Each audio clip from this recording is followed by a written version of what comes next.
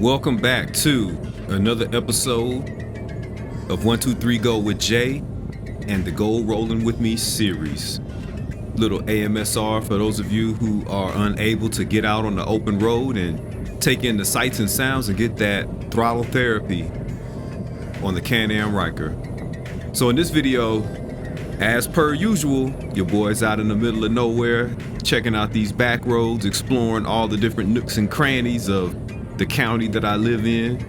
So found me a nice little road, and I'm headed more to the east on this particular path and decided to play around with a little something new. So I recently purchased the GPS remote for the Insta360, and because it has GPS functionality, it can do things like track different types of data from your ride. So obviously this is my first time, or one of my first times using it, because your boy has everything set in the metric scale versus imperial. So you're seeing everything in kilometers per hour, but suffice it to say, you can either do some quick math or just assume I'm doing about 55 to 60 miles an hour on most of these roads where it's permitted.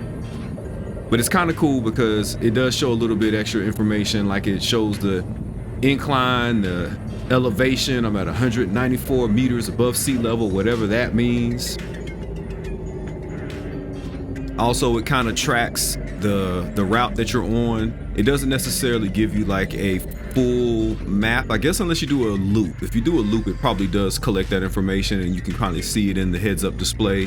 This display is only visible on video playback, which is kind of nice when you're in the Insta360 app, and you can add those features and change the measurement settings and all that stuff. Like I said, I figured it out a little bit later, but at least for this ride, hey, we're in kilometers per hour, man. For those of you who are international, or the Canadians who are watching this, who I guess you're the birthplace of Can-Am. So I did this in honor of you all for creating such cool and creative and unique experiences for us. So as you can see, I'm working on a different camera angle today. You know, usually I like to show myself either in a chase mode, or I like to try to recreate kind of a first-person immersive angle. But this time out, I decided to give you kind of an over-the-shoulder look. So for my video gamers out there, we'll call this the Fortnite view. Nothing too crazy. It kind of works out because the overlay is to the left side of the screen anyway. So that's one of the tricky parts about mounting this camera on the Riker, is trying to figure out the best angles and where you want the focus to be on the ride, what you want the perspective to be. So this is probably my first time doing like a legit over-the-shoulder view. Going across a nice bridge here. Love bridges when I'm out and about. Just kind of cool to cross over them and see what you're going over as you're making your way. This ride's going to be relatively short. It's about a 8 to 10 minute ride. Trying to mix things up just a little bit. Everybody doesn't want to watch a 15-20 minute ride. So I guess if you have a little playlist set up with 123 Go with Jay, you can have shorter videos in there and kind of move quickly if you're that type of person. If you have more focus and a larger attention span, feel free to pull up some of the longer run videos. I love you either way. So it's a nice, cool day. I'm wearing the black jacket and just kind of moving along at a cruising pace and taking it all in. Relaxed, I'm chilling. You know, since my helmet is in the shot, let's talk about that. When it comes to helmets, this is my first time ever being on a bike or anything like that, so I've never had to put a helmet on that I own. I've done go-kart racing and things like that, and you just put a rental helmet on. But make sure that, you know, when you do your helmet research, I would definitely advise you to go into a store and try the helmet on. You want to make sure that it fits properly. You also want to make sure that it's got the type of ventilation that you want, and you know, if you want to have comms or audio into it, you can also make those choices. I think it's definitely worth the time to go and try out different helmets, and definitely have somebody in the shop help you get fitted, because there are a couple of things you do need to pay attention to. You know, you don't want a helmet that's too loose on your head, but you also don't want a helmet that's too tight and putting pressure on your skull. So they do make helmets in different sizes. I have a big head, so I have an extra large helmet. I'm perfectly fine with that. And it's comfortable.